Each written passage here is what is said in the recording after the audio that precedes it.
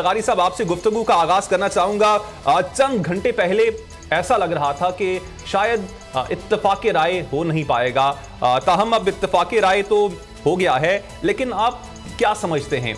आईनी बहरान तो शायद हल हो गया है, क्या सियासी बहरान भी हल हो गया है? अचानक नजर आ रहा है, इस अचानक में भी पीछे से कोई पस मंजर में कुछ मौजूद था।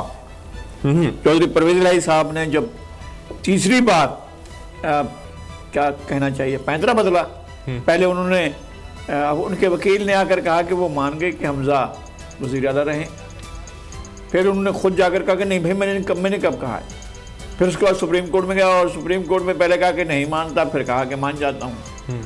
तो लगातार मौके बदलते रहे, आखिर में जाकर ये तय हुआ कि 22 को 17 को इलेक्शन हो रहे हैं, 5 रोज़ के बाद पंजाब असम्बली का इजलास होगा और उसमें लीडर ऑफ द हाउस का इंतखाब किया जाएगा। बहुत दिलचस्प सूरत हाल है। अब पहले मुल्क बहरान का शिकार था, अब पीटीआई बहरान का शिकार होने जा रही है और संगीन बहरान का शिकार होने जा रही है। वो ये होगा कि कौमी असम्बली में तहरीक अदम एतमाद के कामयाब होने के बाद वो असम्बली में नहीं जा रहे। 22 जुलाई को अगर फैसला इसी तरह से आता और हमजा शहबाज दोबारा मुंतखब होते हैं तो पीटीआई क्या करेगी? पीटीआई अगर पंजाब असम्बली में बैठेगी, मेरा ख्याल यह है कि पीटीआई फिर ऑप्शन ये लेगी कि अपने इस्तीफे जो हैं वो भिजवा देगी और जाएगी नहीं असम्बली में, लेकिन नहीं में दरूं नहीं में बरूं वाली सूरत हाल होगी। उधर भी एक्सेप्ट नहीं हुए और वजीफे और वो जो मेहनताने और वो जो उनकी जो मरात हैं वो मौजूद हैं।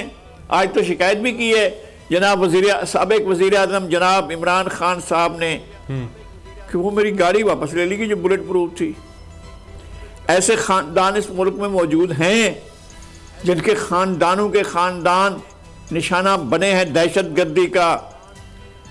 आपको याद होगा कि बशीर बिलोर को जलसे के दौरान बम से उड़ा दिया गया, फिर उसके चंद ही साल के बाद उनके बेटे को हारून को बम से उड़ा दिया गया, लेकिन उसके ख़ानदान ने कभी नहीं कहा कि जी हमारे लिए भी कोई बुलेट प्रूफ गाड़ी का बंदोबस्त किया जाए।